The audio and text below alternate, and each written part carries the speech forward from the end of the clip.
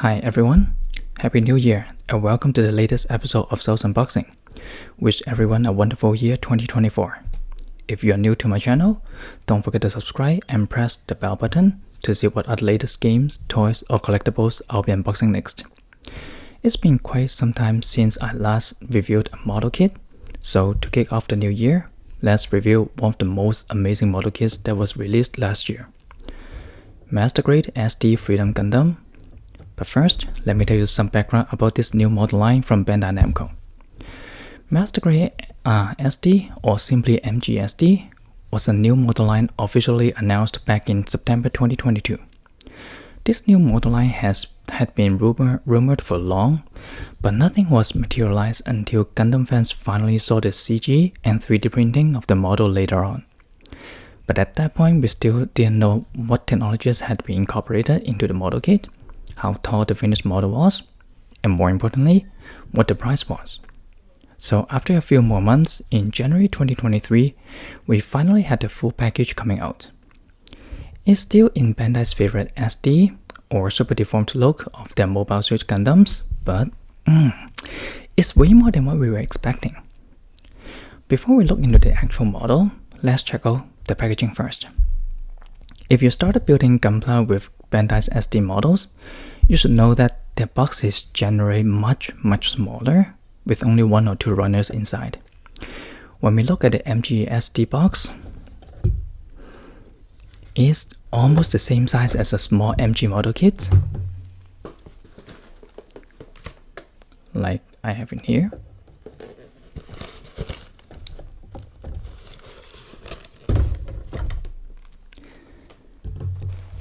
And you can tell from its thickness.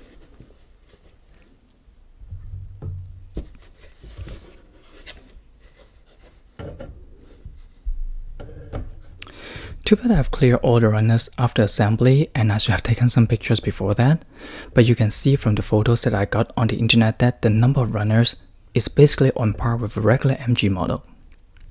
Let's put the box aside and look at the actual model itself. As you can see, I have assembled the inner frame for Freedom Gundam and placed the armor pieces, weapons, and accessories aside to showcase how detailed this model kit is.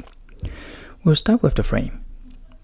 Despite the small size, you can see that it contains the full inner frame, much like the current MG models.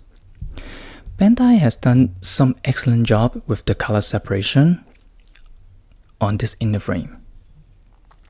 You can see the main frame is in a darker gray, and some parts are in a much lighter gray. Sure, this is to make the lighter gray parts blend in the outer armor after assembly and save some production costs, but as long as we can see and differentiate the details, we are super happy and amazed during the assembly. And before we put on the armor, we can check out the inner frame articulations. Rather than the SD models that you can only swing the arms up and down and at most bend at the elbows a little bit, you can see that you can bend the arms almost completely. For the fingers, it adopts similar design as a regular MG model, and you can move the thumb and index finger individually. Good for posing and holding weapons. For the legs, SD model usually have one piece structure of the whole leg parts with separate foot or ankle joints, but this one, not only can you bend at the knees, but you can also adjust the feet for more natural looking stance, which makes even the kneeling pose possible. Since I haven't put on the sheet of the included plastic stickers on, let me take some time to have the final assembly and put all of the stickers first, and we'll come back for a more detailed look at the finished model and articulations. Give me a moment, maybe a long moment.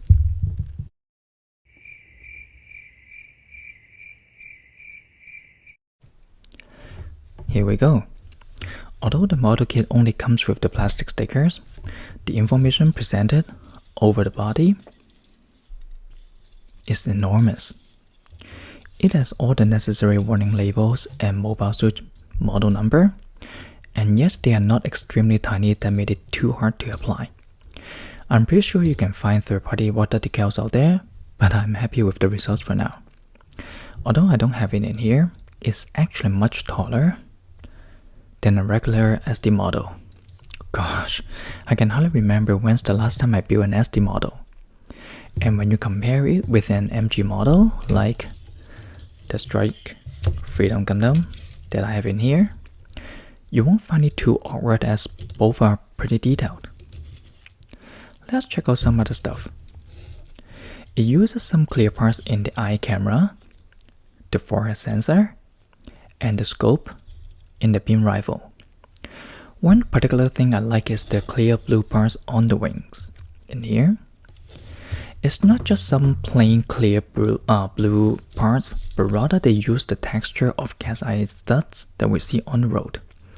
This gives the more shiny and glittering effect even without using any lights inside.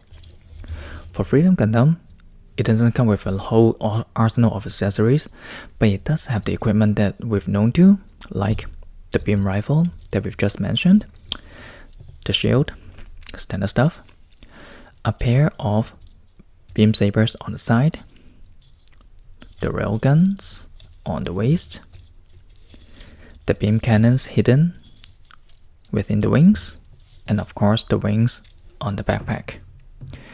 Everything is just like shrinking from a regular sized Gundam to a slightly miniature one.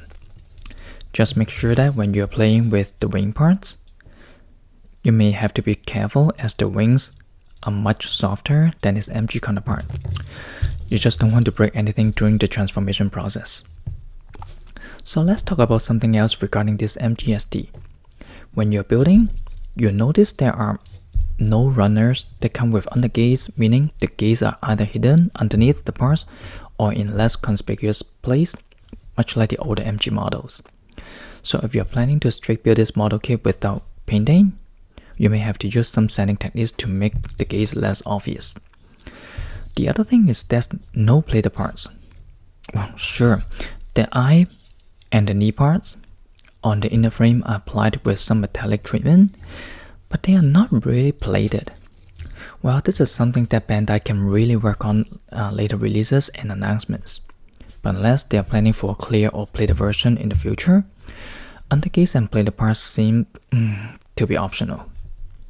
And the only thing missing from the MGSD model is the pilot, Kira Yamato, but you can still open and close the cockpit hatch. Just don't expect to see a full-size cockpit with the pilot inside. Since this is the first in the new series, we should still see plenty of improvements in the future. Bandai Namco has already released the second MGSD, which is Gundam Barbatos, in last October. We'll be getting MGSD Gundam Barbatos and reviewing with all of you. Honestly, I'm not a big fan of Mobile Suit Gundam Iron-Blooded Orphans, even though I watched both seasons, and we know there are 7 different forms of Barbatos, and so I may have to hold off a bit this time.